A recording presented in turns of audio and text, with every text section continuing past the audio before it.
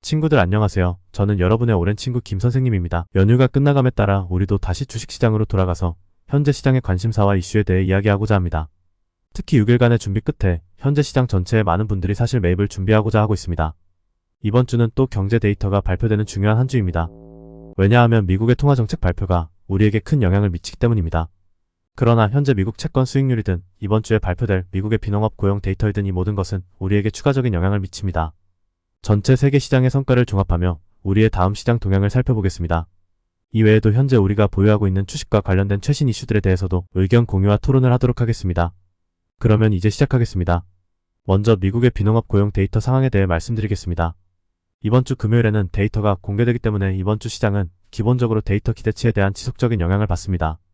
내일은 수요일이고 내일 저녁에 ADP 고용 데이터도 미리 발표될 것으로 보입니다. 이 데이터도 시장에 영향을 미칩니다. 이 두 데이터의 차이점은 미국 비농업 고용 데이터는 미국 노동부에서 발행하는 반면 ADP 고용 데이터는 민간 기업에서 발행합니다. 그래서 시장이 가장 큰 관심을 보이는 것은 금요일 저녁 데이터이지만 수요일 저녁 ADP의 데이터로 예측을 할 수 있습니다. 둘째, 미국은 고용에 대한 관심이 매우 높습니다. 미국은 보통선거 국가이기 때문에 위에서부터 아래까지 사람들의 표에 의해 누가 지도자가 될지 결정되기 때문입니다. 그래서 사람들의 표가 중요한 만큼 정부에 대한 만족도가 사람들의 전체 경제 수입 상황과 관련되어 있으니 모두 굉장히 중요해지고 있습니다. 세 번째는 미국 GDP의 70%가 국내 소비에 의해 주도된다는 것입니다. 따라서 미국의 소비 능력과 전체 GDP에 미치는 영향이 있어 모든 사람의 일자리와 임금 상승이 매우 중요한 것입니다. 현재의 시대적 맥락에서 보면 비농업 취업자 수가 예상보다 좋으면 미국의 고용 상황이 좋아지고 국가 경제가 강해집니다. 물론 경제대 공황은 이와 거꾸로이며 데이터가 좋을수록 시장은 경기 회복이 빠를수록 주식시장의 호재가 될 것이라고 생각합니다. 그러나 지금은 그 반대입니다. 아직 경제가 쇠퇴하지 않았기 때문입니다. 이때는 데이터가 좋을수록 미국 정부가 고금리 또는 심지어 금리 인상 상태를 계속 유지할수록 우리 주식시장에 악재로 작용할 것입니다. 예를 들어 오늘 2명의 연방준비제도 이사회 임원이 미국이 금리를 계속 인상해야 할 수도 있다고 말했다면 이는 나쁜 사람으로 우리 주식시장에 적이 됩니다. 미국의 데이터가 상대적으로 낮다면 이는 정부의 높은 금리가 이미 경제에 피해를 입혔고 약간의 조정이 필요하다는 것을 의미합니다. 예를 들어 금리를 인하하거나 최소한 몇 가지 예상치를 제시하면 우리 주식시장의 호재가 될 것입니다. 지난 3년 동안의 데이터로 볼 때 미국의 신규 취업자 수는 실제로 계속 둔화되고 있지만 인플레이션 상승으로 인해 미국의 금리 인상은 계속되고 있습니다. 수요일 저녁에 미리 발표된 ADP 고용 데이터는 전체 미래 일정 시기의 예상치를 보여주는데 이는 금요일 상황을 예측하는 데 도움이 될 것입니다. 이번 ADP 고용 데이터는 내일 저녁에 발표될 예정이며 현재 시장은 153,000명 증가를 예측하고 있으며 이전 수치는 177,000명 증가였습니다. 어젯밤 미국 주식이 상승한 것은 예측 데이터에 대한 상승세가 실현된 것입니다. 하지만 오늘 낮 동안 아시아 시장은 실적이 매우 좋지 않았습니다. 홍콩 항생지수는 3% 하락했고 니케이 지수는 2% 가까이 떨어졌습니다. 이는 간밤에 미국 채권 수익률이 다시 상승해 2007년 이후 최고치를 경신했기 때문입니다. 현재 시장은 미국 채권 수익률에 대한 새로운 관점을 가지고 있습니다. 우리는 앞서 미국 채권 수익률과 미국 국채 가격은 반비례한다고 말했습니다. 왜 그럴까요? 만약 우리가 미국의 금리가 계속 오를 것으로 예상한다면 미국 정부에 미리 돈을 빌려주는 것은 수지가 맞지 않기 때문입니다. 미리 돈을 빌려주는 건 약정이자가 낮기 때문입니다. 조금만 기다렸다가 미국 정부에 빌려주면 더 높은 금리를 받을 수 있습니다. 그래서 앞으로 조금만 더 기다렸다가 돈을 빌려주면 더 높은 이자를 받을 수 있을 거라고 다들 예상하고 있습니다. 이로 인해 당장 미국 국채를 사는 것을 사람들이 꺼리게 되면 미국 국채 가격은 하락하게 되는 반면 미국 채권의 수익률은 상승합니다. 어제 저녁 10년 만기 국채금리가 이미 4.7%에 이르렀습니다. 다음으로 5% 돌파도 가능할 것 같습니다. 이는 모든 시장의 악재가 되었습니다. 왜냐하면 모두가 더 높은 금리를 기다렸다가 미국 정부에 돈을 빌려주려 했기 때문에 모든 자산의 매력이 떨어진 것입니다. 그래서 우리가 봐도 원화 가치는 지금 평가절하되고 있고 최고로는 이미 1,367까지 올랐습니다. 현재 시장은 미국 채권 수익률에 대한 새로운 관점을 가지고 있습니다. 우리는 앞서 미국 채권 수익률과 미국 국채 가격은 반비례한다고 말했습니다. 왜 그럴까요? 만약 우리가 미국의 금리가 계속 오를 것으로 예상한다면 미국 정부에 미리 돈을 빌려주는 것은 수지가 맞지 않기 때문입니다. 미리 돈을 빌려주는 건 약정이자가 낮기 때문입니다. 조금만 기다렸다가 미국 정부에 빌려주면 더 높은 금리를 받을 수 있습니다. 그래서 앞으로 조금만 더 기다렸다가 돈을 빌려주면 더 높은 이자를 받을 수 있을 거라고 다들 예상하고 있습니다. 이로 인해 당장 미국 국채를 사는 것을 사람들이 꺼리게 되면 미국 국채 가격은 하락하게 되는 반면 미국 채권의 수익률은 상승합니다. 어제 저녁 10년 만기 국채금리가 이미 4.7%에 이르렀습니다. 다음으로 5% 돌파도 가능할 것 같습니다. 이는 모든 시장의 악재가 되었습니다. 왜냐하면 모두가 더 높은 금리를 기다렸다가 미국 정부에 돈을 빌려주려 했기 때문에 모든 자산의 매력이 떨어진 것입니다. 그래서 우리가 봐도 원화 가치는 지금 평가절하되고 있고 최고로는 이미 1367까지 올랐습니다. 현재 시장은 미국 채권 수익률에 대한 새로운 관점을 가지고 있습니다. 우리는 앞서 미국 채권 수익률과 미국 국채 가격은 반비례한다고 말했습니다. 왜 그럴까요? 만약 우리가 미국의 금리가 계속 오를 것으로 예상한다면 미국 정부에 미리 돈을 빌려주는 것은 수지가 맞지 않기 때문입니다. 미리 돈을 빌려주는 건 약정이자가 낮기 때문입니다. 조금만 기다렸다가 미국 정부에 빌려주면 더 높은 금리를 받을 수 있습니다. 그래서 앞으로 조금만 더 기다렸다가 돈을 빌려주면 더 높은 이자를 받을 수 있을 거라고 다들 예상하고 있습니다. 이로 인해 당장 미국 국채를 사는 것을 사람들이 꺼리게 되면 미국 국채 가격은 하락하게 되는 반면 미국 채권의 수익률은 상승합니다. 어제 저녁 10년 만기 국채 금리가 이미 4.7%에 이르렀습니다. 다음으로 5% 돌파도 가능할 것 같습니다. 이는 모든 시장의 악재가 되었습니다. 왜냐하면 모두가 더 높은 금리를 기다렸다가 미국 정부에 돈을 빌려주려 했기 때문에 모든 자산의 매력이 떨어진 것입니다. 그래서 우리가 봐도 원화 가치는 지금 평가절하되고 있고 최고로는 이미 1367까지 올랐습니다. 만약 미국 채권 수익률이 5%를 돌파할 수 있다면 시장은 7.5% 1994년, 심지어 10% 1985년에 이를 수 있다고 전망했습니다. 이것도 역사적인 대전환이라고 할 수 있습니다. 물론 처음 5%에 도달하면 다시 하락이 있을 수 있다고는 생각합니다. 그러나 전반적으로 봤을 때 장기적인 추세에서는 주식시장의 하락세가 있습니다. 즉, 단기적으로는 반등에 영향을 미치지는 않겠지만 우리가 약세장에서 더 오래 머물 수 있게 된다는 뜻입니다. 그래서 오늘 아시아 주식시장의 하락을 보면 홍콩 주식시장은 자연적으로도 유동성이 부족한데 중국 부동산 위기가 겹치고 미국 채권 수익률이 높아진 일까지 중첩되어 만들어졌습니다. 하지만 일본 주식시장은 주식시장이 최고치를 경신한 후 시장이 이익을 실현하는 센티먼트에 직면해 있을 뿐 아니라 미국 채권 수익률의 상승까지 중첩되어 만들어졌습니다. 전체적으로 미국 채권 수익률에 영향을 받은 것입니다. 미래에 대해 추론해보면 수익률이 어느 정도 높아진 후엔 연준이 결국 국채를 매입할 수도 있습니다. 미국 연방준비제도가 일단 미국 국채를 매수하면 이것을 무엇이라고 할까요? 이것을 양적 완화라고 합니다. 미국은 그 다음 금리 인하와 양적 완화 시기에 접어들 것입니다. 인플레이션은 더욱 높아질 것이고 그리고 주식시장에도 약간의 호재가 있을 것입니다. 물론 이것은 뒷말입니다. 미국이 우리 주식시장에 미치는 영향을 보면 미래에 대한 논리적 추론은 다음과 같습니다. 첫째, 미국의 비농업 고용 데이터가 가져온 호재로 인해 휴장 후의 개장 열기가 중첩되고 시장 전반의 초과 하락 및 반등 분위기가 중첩되어 주식시장은 단기, 즉 이번 주와 다음 주 첫이 3일에 상승할 수 있습니다. 그런 다음 2주 동안 미국 채권 수익률 상승으로 인해 주식시장에 악재가 발생하여 일부 하락할 수 있습니다. 그 후 한동안 미국 채권 수익률이 중요한 저항선에 도달함에 따라 다음 단계엔 호재가 있을 수 있으며 주식시장은 다시 반등할 수 있습니다. 다음 단계에서 미국의 장기 수익률은 계속 상승하여 주식시장에 더 큰 악재를 일으키고 전체 주식시장은 장기간 요동치며 하락하는 추세를 보일 수 있습니다. 우리 주식시장의 자체 소식통에 따르면 다음 주에 매우 중요한 사건이 있을 것입니다. 삼성이 3분기 잠정 실적을 발표할 것인데 현재 시장은 그에 대한 예측이 하향 조정돼 당초 예상했던 데이터보다 약합니다. 우리는 9월 한 달간 한국 증시에서 외국인 투자자의 자금이 2조 원이나 순유출된 것이 9월 하락의 직접적인 원인이라는 것을 알고 있습니다. 현재 시장에서는 삼성의 3분기 영업이익이 1조 9천억 원 안팎으로 두 수치가 비슷한 수준일 것으로 전망하고 있습니다. 작년에 비해 순이익은 80% 감소했습니다. 예상 매출액은 68조 원으로 작년 매출보다 10% 정도 떨어졌습니다. 이윤이 왜 이렇게 많이 떨어졌습니까? 주로 반도체 생산량 감소로 인한 고정비 증가 때문입니다. 그래서 실적이 시장의 처음 예상보다 훨씬 나빴던 겁니다.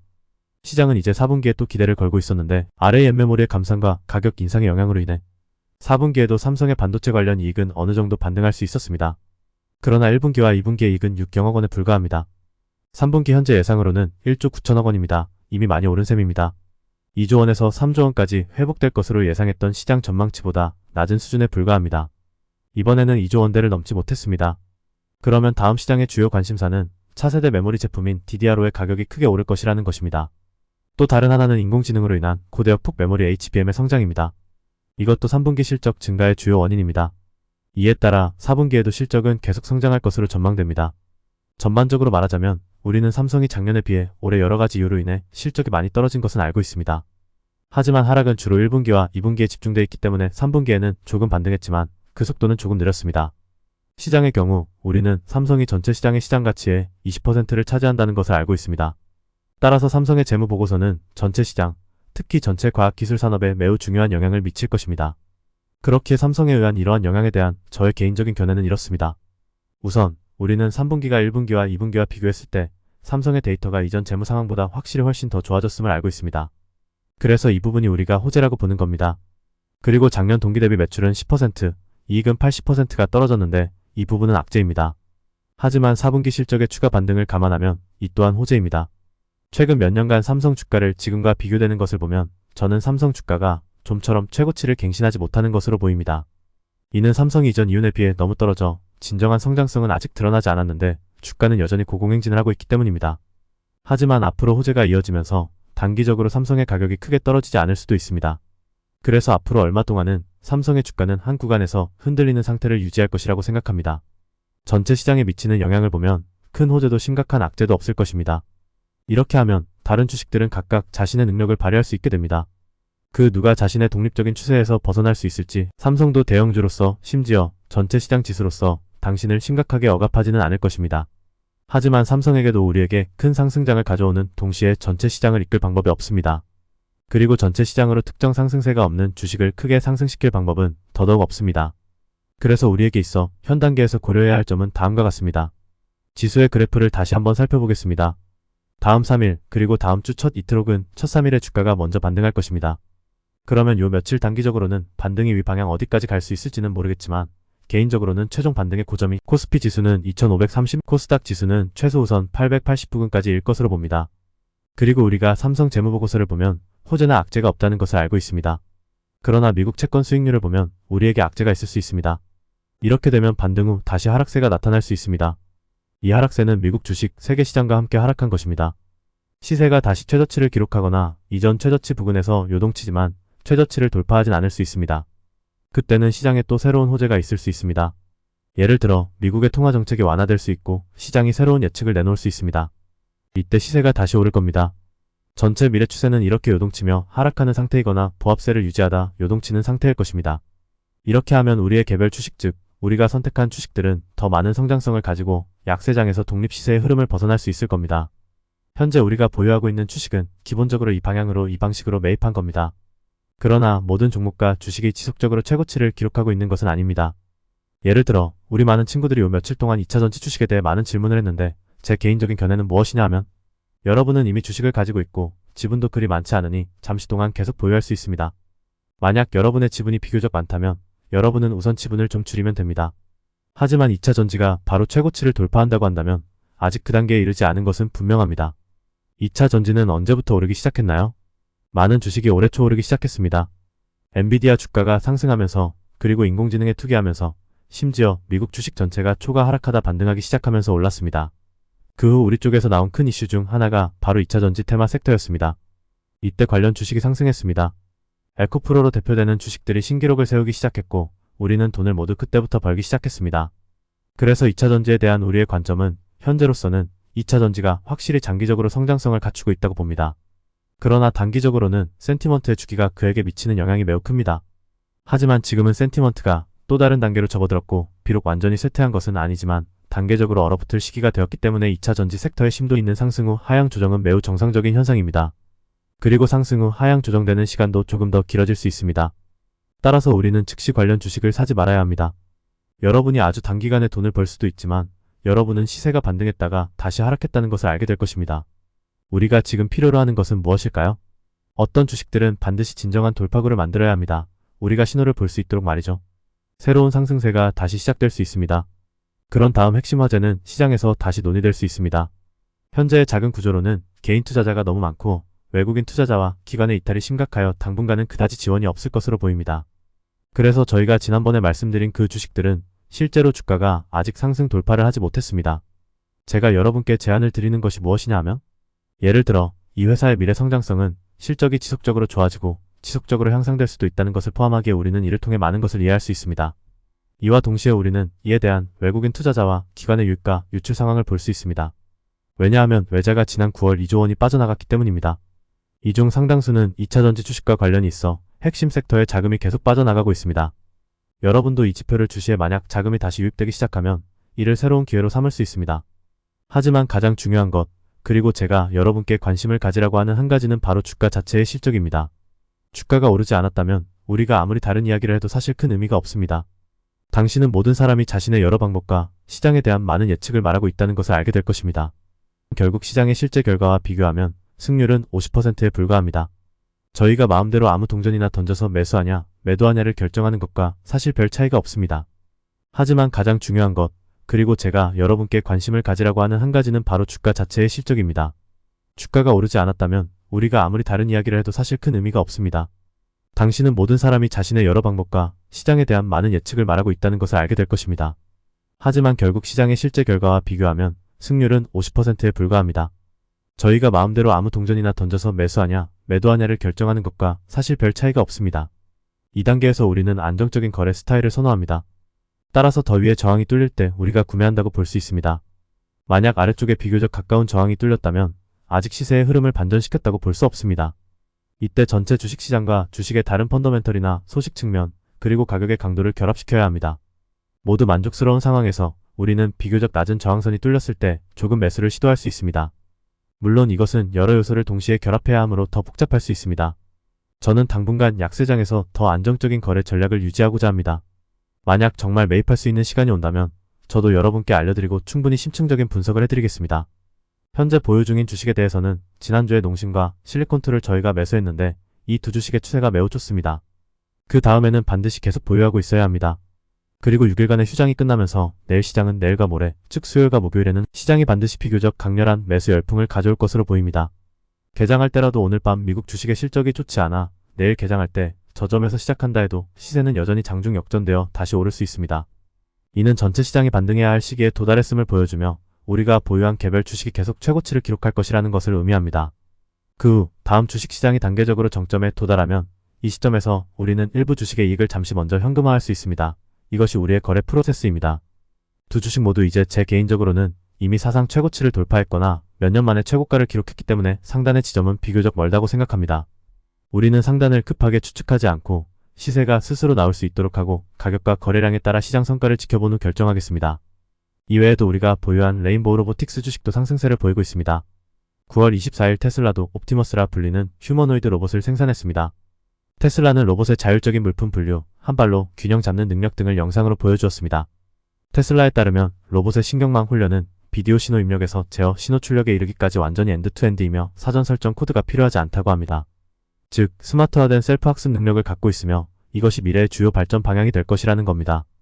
개발된 지 한참 된 이 로봇은 지난해 9월 테슬라 2차 AI 데이에서 처음 선보였습니다. 그러나 그 당시 로봇은 현장에서 움직이지 않고 모든 경로는 여러 명의 작업자에 의해 운반되었습니다. 이후 테슬라는 최신 진행 상황을 동영상으로 보여주었습니다. 3월에 로봇은 이미 걸을 수 있었으며 5월에 이미 간단한 임무를 수행할 수 있었습니다.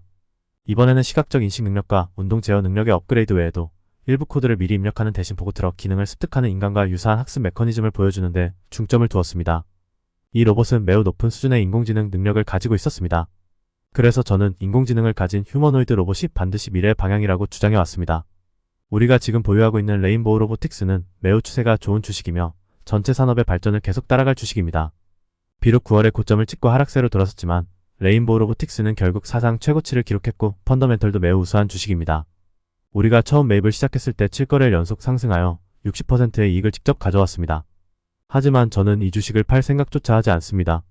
왜냐하면 저는 이것이 향후 반드시 더 높은 가격을 창출할 것이라는 것을 알고 있기 때문입니다. 그래서 만약 당신이 이 주식을 가지고 있지 않다면 저는 개인적으로 조금 매입할 것을 제안드립니다. 지분 보유 부분에 대해서도 제가 매일 더 많은 시장 정보를 알려드리겠습니다. 마지막으로 오늘의 내용을 요약하겠습니다. 일단 이번 주 시세는 개인적으로 좋게 보고 있습니다. 한편으로는 6일간의 휴장이 끝나면서 시장에는 매수 수요가 있기 때문이며 또 다른 한편으로는 내일 저녁 ADP 고용 데이터가 발표되고 금요일 저녁에는 미국 노동부가 비농업 고용 데이터를 발표할 예정이기에 현재 시장 예측은 모두 주식시장에 좋은 편이며 이는 또한 반등을 가져올 수 있습니다. 기술적인 측면에서 두 지수는 모두 이미 초과 하락 후 반등하는 단계에 진입했습니다. 제가 예측한 바로는 코스피 지수가 530까지 오를 수도 있는데 반해 코스닥 지수는 880까지밖에 못 오를 수도 있습니다. 큰 흐름으로 볼 때 이달 초에는 시세가 먼저 반등할 수 있다고 봅니다. 그러나 시간이 지나면 시세가 다시 하락세로 돌아설 수 있습니다. 그때 가서 우리는 다시 향후 추세를 정리할 것입니다. 바로 삼성이 다음 주에 발표할 3분기 잠정 재무보고서에 대해서요. 시장에선 이 재무보고서의 수익이 당초 예상했던 23조 원보다 조금 낮은 1조 9천억 원 안팎의 수익일 것으로 전망하고 있습니다. 따라서 이 재무보고서가 시장에 미치는 영향은 좋고 나쁜 요소를 모두 가지고 있을 것으로 봅니다. 이를 바탕으로 제 개인적으로는 재무보고서가 발표된 후 전체 시장에 미치는 영향이 상대적으로 제한적일 것이라고 생각합니다. 반도체 산업과 전체 주식시장을 포함한 삼성 전체가 요동치는 상태를 유지할 가능성이 높습니다. 물론 시장은 4분기에는 나아질 수 있을 것으로 예상하고 있으니 그때 가서 다시 지켜보도록 하겠습니다. 다음으로 우리가 현재 보유하고 있는 주식에 대해 말씀드리겠습니다. 우리가 투자한 것은 모두 상승세에 있는 주식입니다. 저는 주식의 가격 추이를 우선시하고 그 다음에 다른 지표에 주목합니다. 일부 종목은 소폭 올랐다가 하향 조정되고 있지만 주요 추세는 바뀌지 않고 있습니다. 그래서 여러분은 안심하고 계속 보유할 수 있습니다. 저도 매일 시세를 보며 실시간으로 여러분께 힌트를 드리겠습니다. 마지막으로 2차전지 주식에 대해서는 인내심을 갖고 다음 라운드가 오를 때까지 기다리되 지금 당장 매수하거나 너무 많은 지분을 보유하지 말라는 것이 저의 관점입니다. 이상으로 오늘 나눌 내용은 여기까지입니다. 내일 주식시장이 개장될 때 제가 여러분께 실시간으로 분석 내용과 힌트를 제공하겠습니다. 그럼 내일 뵙겠습니다.